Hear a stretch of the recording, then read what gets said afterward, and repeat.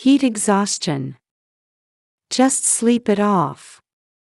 My husband coldly declared to me, 9 months pregnant, as he forbade me from using the air conditioner in the scorching summer heat. I collapsed in our 105 degrees Fahrenheit room, unable to even stand up or drink water, my consciousness fading away. Then he left for a vacation. 3 days later, when my husband returned from his enjoyable trip, he found our home in a miserable state, filled with the stench of decay. But that was just the beginning of the hell he was about to experience. I married Niall, my husband 5 years my senior, when I was 28. About a year later, I discovered I was pregnant, something we'd been hoping for. Though his mother lived nearby, we didn't interact much, but she was delighted to hear about her first grandchild. To everyone else, we seemed like the perfect couple. But even in our happy life, I had a worry. My husband was incredibly stingy. When we were dating, Niall seemed kind and understanding. I fell in love with that man and decided to marry him, but once we started living together, his personality completely changed. Casey, the electric bill is $5 higher this month.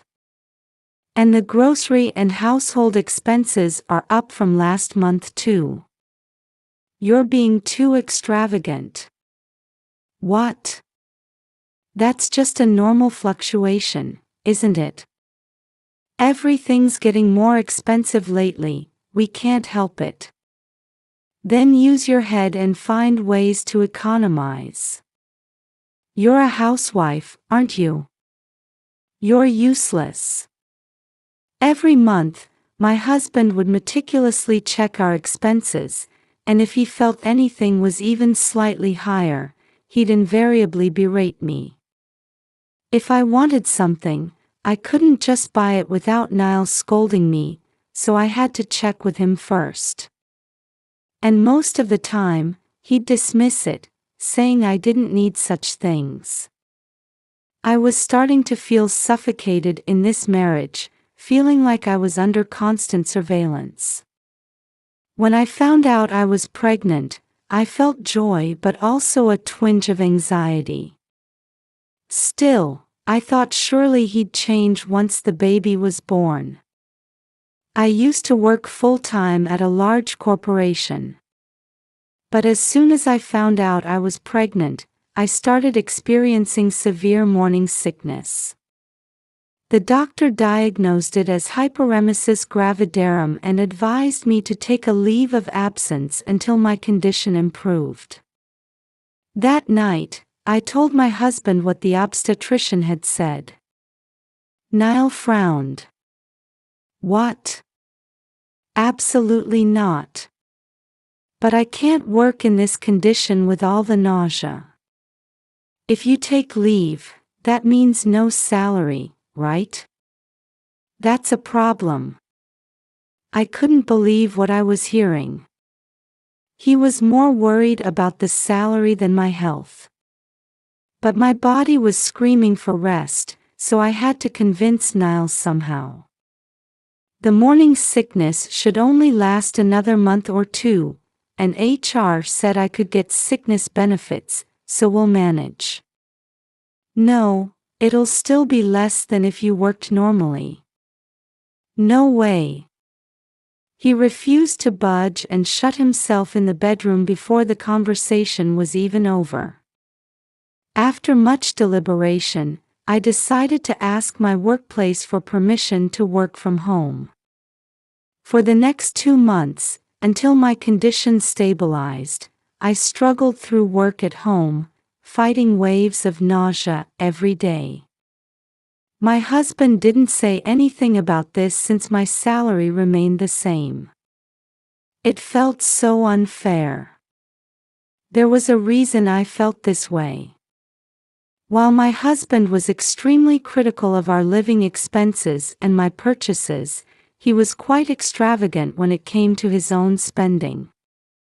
He'd buy whatever he wanted on a whim, and his clothes were all brand name items. My dissatisfaction with my husband, who loosened the purse strings only for himself, kept growing. But whenever I pointed this out, he'd fly into a rage, and his bad mood would last for days, so I gradually stopped saying anything. As summer arrived, I finally entered my 9th month of pregnancy. I had started my maternity leave a little earlier and was enjoying peaceful days at home, preparing for the baby's arrival while doing housework. However, my husband seemed displeased with this situation. "The electric bill has gone up since you've been home." While he hadn't said anything when I was working from home and receiving my full salary, my maternity leave income was about 80% of my usual pay. This seemed to irk him. "Well, that can't be helped. It's hot, so we need the air conditioner this time of year." "No, we managed without the AC during the day before. Don't use it until I get home." "What? That's impossible in the middle of summer." I naturally objected, but he wouldn't budge. From that day on, I had to endure the summer heat without air conditioning. I considered secretly using the AC when my husband wasn't home, but he'd check the electric bill at the end of the month and find out, so that wasn't an option. My body temperature was already higher than usual due to being 9 months pregnant. After about a week, I collapsed with symptoms of heat exhaustion, nausea and dizziness. When my husband came home, I explained the situation. "Just sleep it off. That's impossible in this hot room. I'm worried about the baby too. Can you take me to the hospital tomorrow? I'm going on a 3-day company trip from tomorrow." So, no. I was shocked by my husband's casual words. I hadn't heard anything about a trip, and with my due date so close, he was going to be away for 3 days. Ignoring my shock, Niall cheerfully packed his bags. The next day, before leaving, he warned me, "Don't turn on the AC until I get back. The electric bill is too high. And don't you dare go to the hospital. It'll get better on its own." To prevent me from going to the hospital, he took my smartphone and placed it out of my reach before leaving. After Niall left, my condition only worsened. Eventually, I couldn't even get up or drink water. This isn't just dangerous for me, but for the baby too. I lay there, helpless and despairing in a room that had reached 105 degrees Fahrenheit. Suddenly, I noticed the intercom was ringing. It seemed I had lost consciousness, and it was already dark outside. I was too weak to get up and answer the door. But the intercom kept ringing persistently. Who could it be? As I pondered hazily, I heard a familiar voice calling my name from outside the door. With a start, I gathered my last ounces of strength and crawled to the entrance, using that voice as my guide. Just as I managed to unlock the door, I completely lost consciousness. 3 days later, my husband returned home. As soon as he opened the living room door, he covered his mouth and nose. He was retching at the terrible smell. "What's this smell of decay? And all these flies? Oh no." Niall frantically searched the room, seemingly looking for something. He returned to the living room and stared intently at the sofa and blanket I usually use when lying down. He seemed afraid to touch it. Then, as if struck by an idea, he started making a phone call. A ringtone sounded from high up in the living room. It was probably my phone he was calling. But the phone he had taken from me before leaving was still there. My husband looked around, found my smartphone, and picked it up. So, it must be. Once again, he tried to reach for the blanket on the sofa. I'm not there. Ah. Niall was so startled by my voice coming from somewhere that he lost his balance and fell onto the sofa. Then he started apologizing. I'm sorry. Did you think I was decomposing under that blanket? Huh. He looked around, then suddenly yanked off the blanket. There were just some cushions piled up underneath. Hey, where are you? My husband's voice was angry now, demanding to know where my voice was coming from. At this point, I wasn't actually in the house. I was watching what was happening inside through a baby monitor camera my colleagues had given me before my maternity leave began. I'm here. Can you hear my voice coming from that small thing next to the TV? Huh? Where are you talking from? He asked irritably. When I told him where I was, Niall rushed out of the living room. Within 30 minutes, my husband arrived where I was. Why did you go to the hospital without my permission? You disobeyed me. He shouted as soon as he saw me. I was lying in bed with an IV drip, but my husband didn't even offer a word of comfort at the sight. Yes, this was a hospital room. A room with proper air conditioning. I'll explain later how I ended up here, but my husband started saying things like this. This is a private room, isn't it? Do you have any idea how much this costs? I didn't answer, just stared at Niall. And what's with the smell in that room? It stinks, and there are flies everywhere. We can't live there like that. Do you know how much house cleaning will cost? As my husband went on and on about money, I let out a heavy sigh. Was it really that bad? That was the leftover food you didn't clean up 3 days ago. Scrambled eggs, blueberry yogurt, what else was it? Of course it would rot if left in a room without air conditioning. You see, on that day, I was too sick to clean up Niall's leftovers. And then I was hospitalized, so everything was left on the table. Weren't you worried about me and the baby, telling us to sleep in a room hot enough to rot food?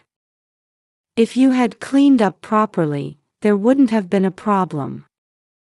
You're always exaggerating things, first with morning sickness, now with the pregnancy. My husband sneered at me, saying outrageous things. I could have been the one rotting there. It was that dangerous. I was utterly disappointed in Niall.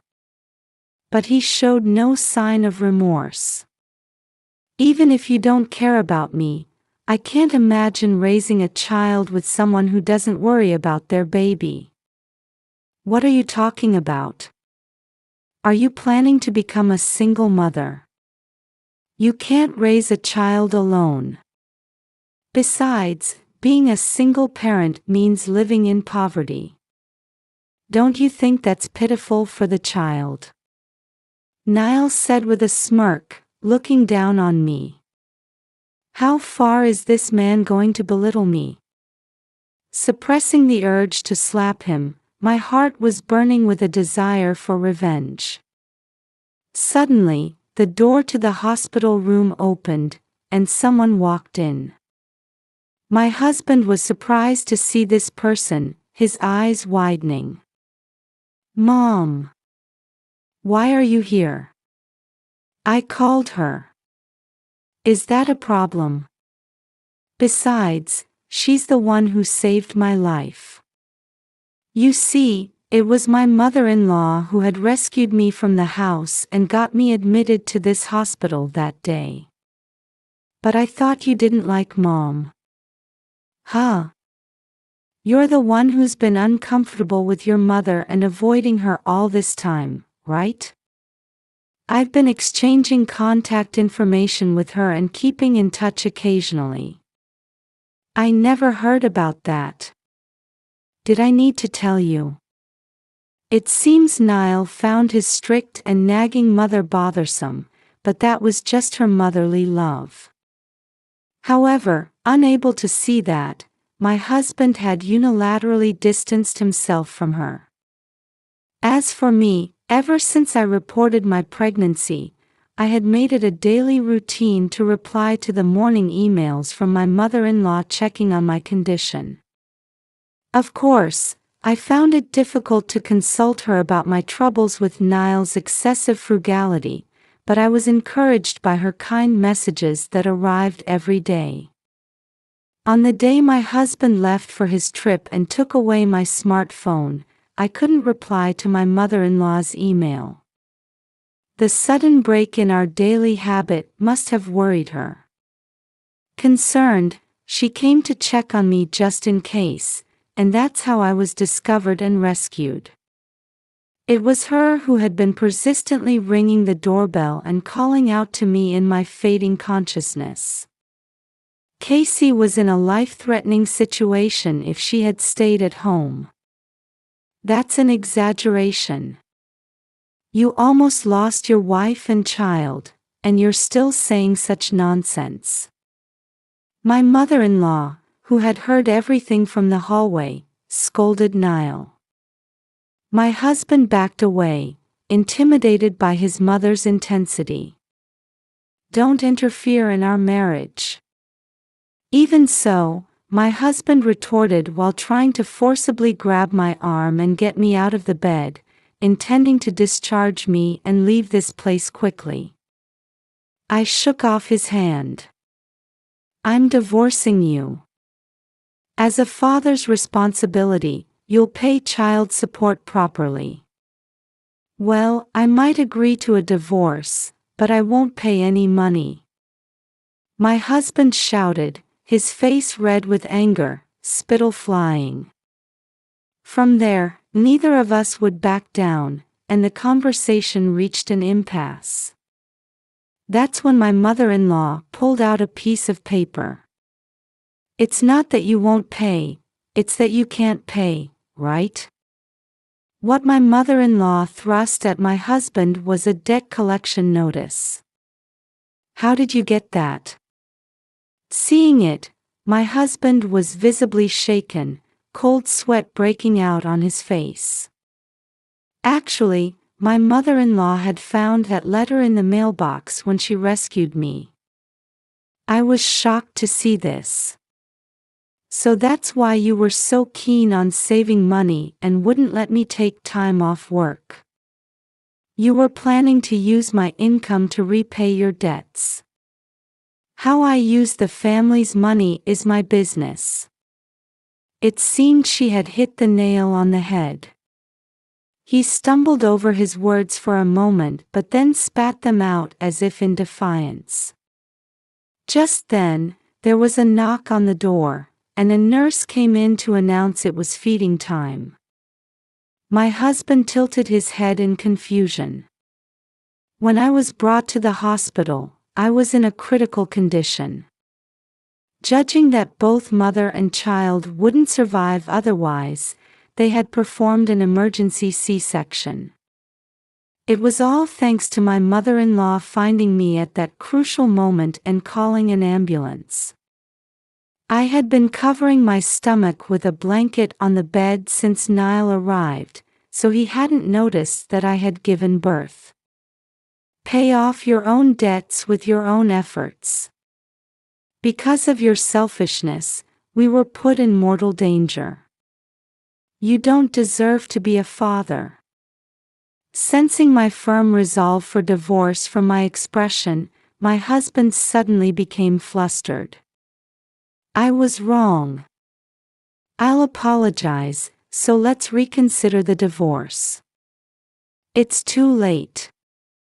I've been patient for so long, but this incident has completely drained my love for you. Please, don't abandon me. Mom, say something to her. Niall, now in tears, turned to his mother for help. I'm on Casey's side. I don't care about you anymore. No. Mom, Casey, please don't abandon me. A father like you is worse than no father at all. I'll raise the child on my own. When I firmly rejected and pushed away my husband, he was dragged out of the hospital room by his mother. After that, Niall reluctantly signed the divorce papers. I hired a lawyer and made sure to establish a proper agreement for child support payments, securing a promise of $700 per month until the child turns 18. Without my income that he had been counting on, my ex-husband quickly ran into trouble repaying his debts and was evicted from our apartment. Now, it seems he's sleeping in the park and working day and night, trapped in a cycle of debt. As for me, I'm managing quite well with my own income and the child support, enjoying a life with more freedom and less stress than before. My mother-in-law still visits every 2 weeks as the child's grandmother, maintaining our relationship. I hope to continue watching my child grow alongside her.